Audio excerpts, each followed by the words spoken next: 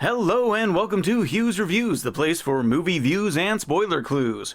You know, the word epic is thrown about with casual abandon these days. That sandwich was epic. These socks are epic. That sneeze was epic.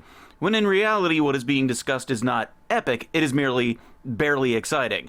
An epic film is something more than excitement. It is grand and sweeping, leaving the viewer breathless and overcome with the sheer scope of it all, but still managing to connect with the individual moviegoer in a personal way. The balance between incredible camera work and sharp examination of the human characters involved is a difficult balance few films manage to achieve, nor do any directors today attempt to do so. The closest I can come to what amounts to a true epic of the modern age is Peter Jackson's Lord of the Rings trilogy. No, not the Hobbit movies, we do not discuss those. A few others try to trick us here and there, but they are not epic. They are digi-wonders that didn't bother to put in the arduous, nightmarish work of creating something so grand it can, and only should be, worthy of said title. When you see an epic, you know it, and it is undeniable. Once you have seen a true epic film, the rest are pretenders, and you cannot call them otherwise. Released in 1962 and starring then completely unknown actor Peter O'Toole giving the performance of a lifetime, Lawrence of Arabia tells the story of T.E. Lawrence, an up until that point unremarkable lieutenant, or in the British Army, lieutenant, during World War II. Due to his knowledge of local language and customs, he is given the task of bringing the disparate Bedouin tribes of the desert into the fight against the Turkish army. Though his task seems ridiculously insurmountable, Lawrence dives in with glee. Never mistake the term epic for impersonal. O'Toole's performance is at times heartbreaking and glorious.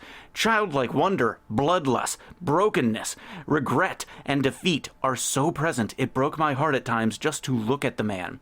You want to see what a man can become in the worst of times and the struggle for self-actualization? This is your movie. Given that the movie is nearly 60 years old, I realize it may have gone unwatched by many of my listeners. It's one of those, I'll get around to it movies that few ever seem to. Its over 4-hour running time may be a bit daunting, I'll admit, and I had not bothered to watch it myself until it was lovingly remastered for re-release into theaters a number of years ago. I was fortunate enough to live in a city where they would be showing it, and despite the extremely late hour, the theater screwed up the reels and I was there until 1 in the morning, I went. And it stole my breath away. As surely as if I had been punched in the gut. Some modern audiences may find the movie boring. There's a lot of talking and certain shots last so long one may be tempted to think the editor fell asleep. But that is why this film deserves the title of epic. The patience and the scale. Shot on 70mm film, the long drawn-out silences and uncut shots allow the viewer to feel the powerful, isolated desolation of the desert. Both times I saw this film in theaters, not a person spoke. Not one. It was as if the power of what they were watching weighed upon them and forbade them voice. You do not interrupt a movie of this magnitude. It interrupts you. You are at its mercy, as the men we see doing battle against the elements and one another are at the mercy of the desert. The vistas presented definitely deserved the more expensive 70mm medium, as there are times when the ground is so barren, the shot so wide, that you can actually see a rider on camelback come over the curve of the earth, and to either side see the curve of the planet as it falls away, seemingly into the burning nothingness. Some shots you think you have in perspective. You think you know the scale of what you're seeing, and then a human being comes into view and you know you are not 1/10 correct.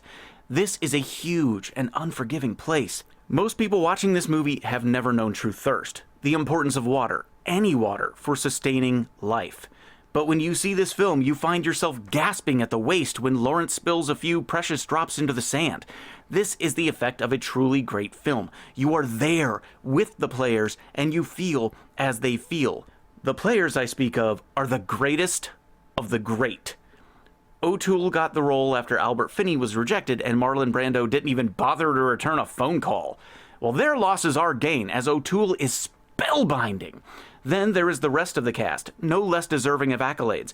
Alec Guinness as Prince Fazil, Omar Sharif as Ali, Claude Rains, Anthony Quinn, and the list goes on, replete with names any classic film fan would drool over. Every one of them giving performances worthy of Oscars.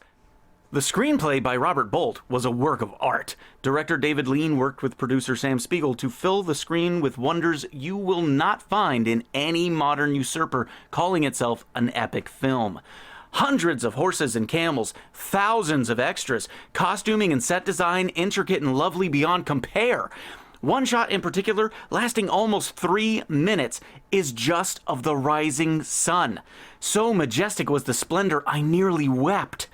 Editor Ann Coates was a true artist, knowing when to cut and when to let the scene breathe. And then you've got the score. The music in Lawrence of Arabia is definitely the Western idea of what tribal Middle Eastern music should be. It reminded me of Ben-Hur and other movies of the genre and the time. I was shocked to see it wasn't Ben-Hur composer Miklos Rozsa, but Maurice Jarre. Where Ben-Hur was orchestrated masterfully by Rozsa with a broad and booming hand, Jarre paints an auditory picture, more subtle and sly. Interwoven with the booming horns and plucked strings of an orchestra, you'll hear it. The sounds of the native instruments underneath, demanding attention, few though they may be. At one point, a Bedouin man calls a blessing over a darkened valley, his voice soaring into the desolate distance, haunting and sharp, yet beautiful and warm.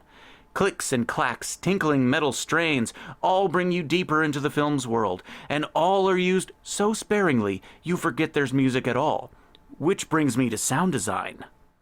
Good sound design should go unnoticed. You may not know it's there, but your brain senses it when it's done poorly. The ADR wasn't always on point in this film, but the sound design definitely was.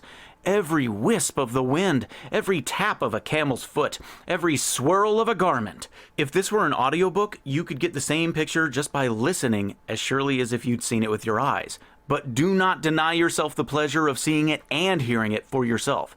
This is the second time that I can remember Lawrence of Arabia being re-released into theaters. If it ever happens again, I beseech you to bless yourself by attending and view one of the greatest films ever made.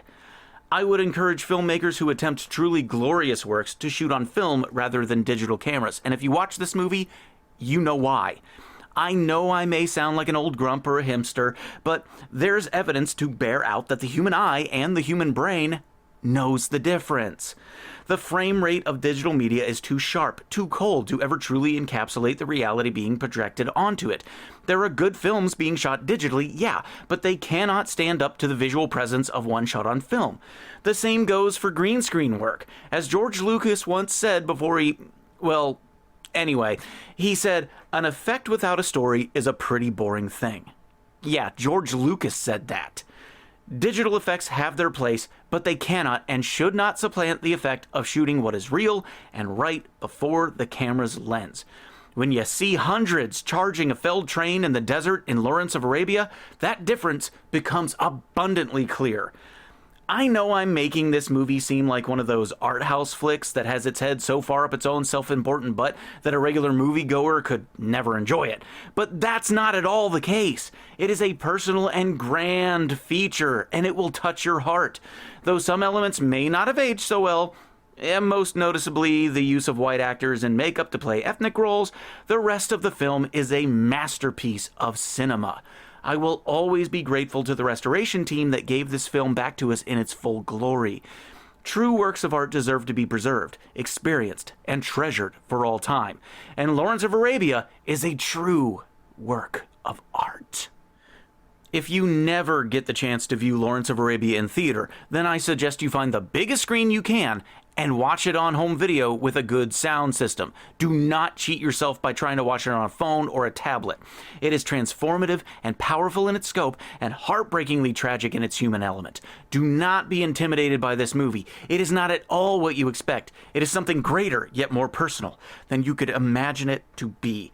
If ever there was a film that deserved to be called an epic, Lawrence of Arabia is it. And that is it tonight for Hugh's Reviews. Thank you, as always, to our underwriters at Moons of Vega Photography. They do awesome work. Give them a look on Facebook. Hire them if you can.